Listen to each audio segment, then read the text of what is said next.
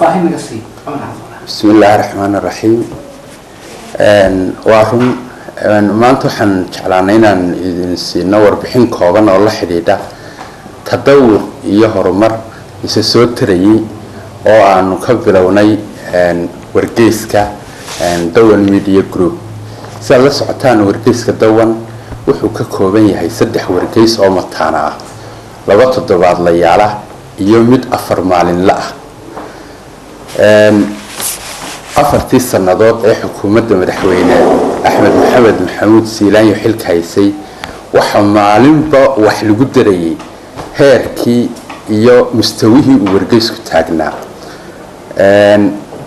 markii xukuumadda madaxweyne Siilaan ay dhalatay wargeyskii la oran jiray mandeeq ee dawladdu lahayd waa la bedelay waxaana nu bixinay magaca Dawan oo wasaaradda warfaafintu ay u bixisay kadibna waxa wargeyskii laga dhigay wargeyska ugu ballaaran ee ka soo baxa dalka wargeyska Dawan wuxuu afartii sanadood u dambeysay ku soo baxay 12 page iyadoo wargeyska iyada kala ee dalka ka soo baxa ay ka kooban yihiin 8 page oo qura intaas waxa noo dheeraa in ma aan wax ka qabanay tayadii wararka iyo qormooyinka lagu qoro wargeyska wargeysku waxa uu xukuumadda madaxweyne Siiraanyo iyo wasaaradda warfaafinta iyo wacyigelintu ay siisay madax banaani taam ah oo ka furfuran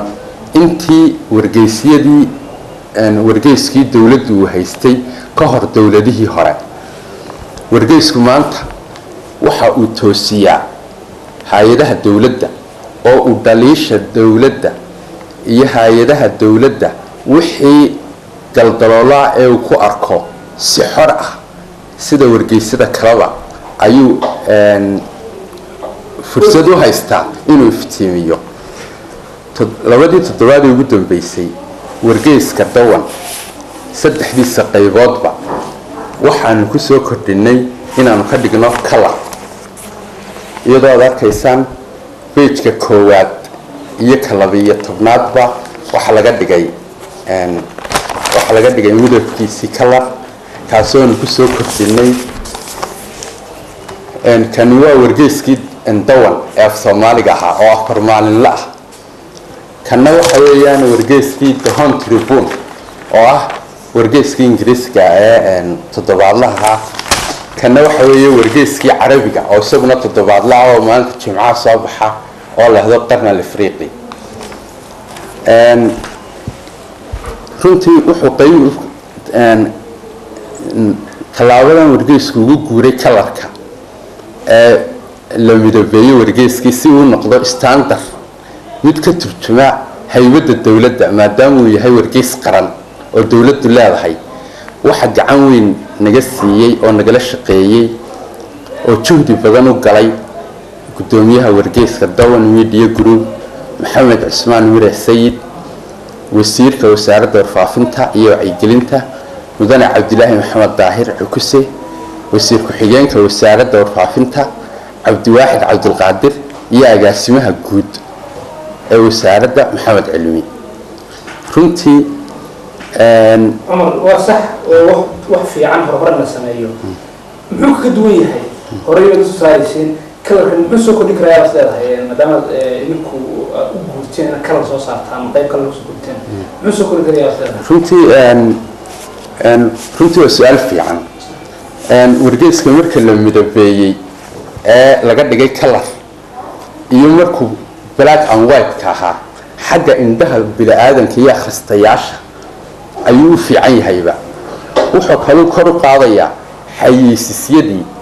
iyo macaamiishii iyo dadkii ku xidhnaa wargeyska ayuu sii kordhinayaa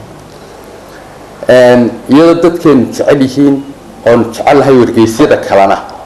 inay nagaga dayan doonaan oo ay guuri doonaan hanaankan cusub ee kalarka ah